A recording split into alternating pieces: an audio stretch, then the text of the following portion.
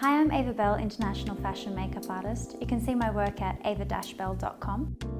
Today I'm going to show you some of the tricks of the trade and some of my makeup secrets. Hi there. Today we're doing a bridesmaid's look. Now, when choosing a bridesmaid's look, you need to pick a colour theme that's going to work universally for all of your bridesmaids and also with the colour theme of the wedding. Now, there's a few things that you need to take into consideration, especially what the bride's makeup's going to be. It's something that is going to flatter that look as well. I've chosen to do a very soft shimmery eye that's nice and subtle, a little bit smoky, that's just going to be flattering for everybody. Okay, I'm going to start by doing a nice chocolate eyeliner. I'm just going to smudge that into the eyeline on top and bottom. Looking down for me. Open your eyes and look down. There you go. Depending on the colour theme of the dresses, you want to choose a different colour for the eyes. Because my model just happens to be wearing a very lovely plum colour today, I'm going to do something that's going to flatter that. If you're keeping in the warm colours, golds and browns are going to work quite well. If you've got cooler colours like purple or lavender dresses, perhaps silver, something in the cooler colour range in the eyes is going to work quite nicely.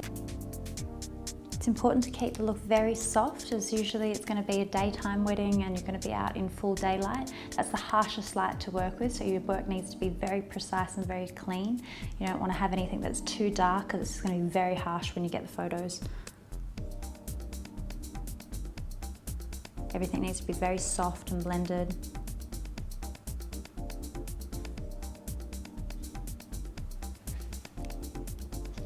Looking down.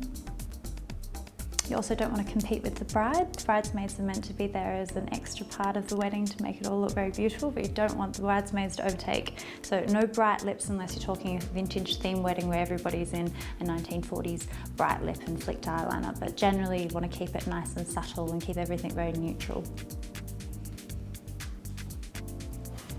So I've just finished off the other eye in the exact same way, and now I'm going to do a wash of colour in Champagne Glow from Pixie and Fairy Light Solo across the entire eyelid and then blend it out.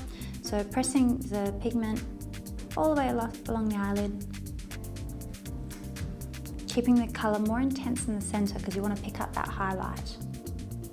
And then taking a nice fluffy brush and blending it out so it's just no harsh edges. Now I'm going to go in with a little bit of gold,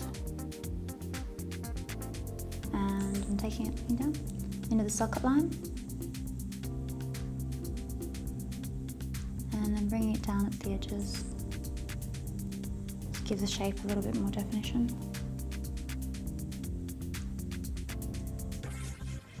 And again, blending it out. You can use the same brush because the product that was on before is very, very light. It's going to help you blend because you're putting in the same colour anyway.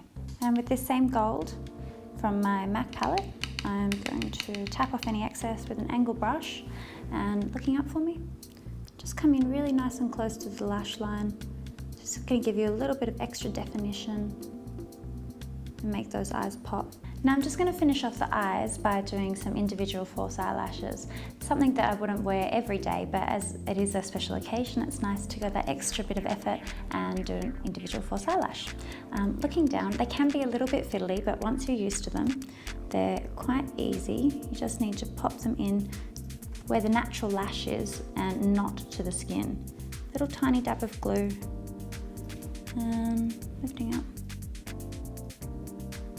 Remember not to go past the point of no return when you're doing eyelashes, and keep them just a little bit in from where your natural lashes finish, and that will give you that beautiful lift and cat eye rather than dragging the eye down. Looking down.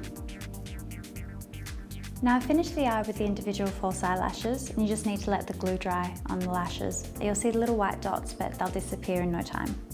To complete the whole bridesmaid look, I'm going to finish off with a lipstick and just a sort of neutrally, little bit brown, but it has a tiny bit of pink in it that's just going to pick up the colour in her top.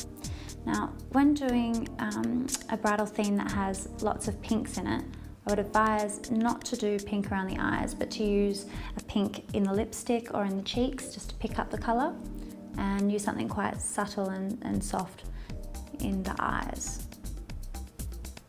And that's our beautiful bridesmaids look. Just remember to work with the theme and colour of the wedding and you'll be fine.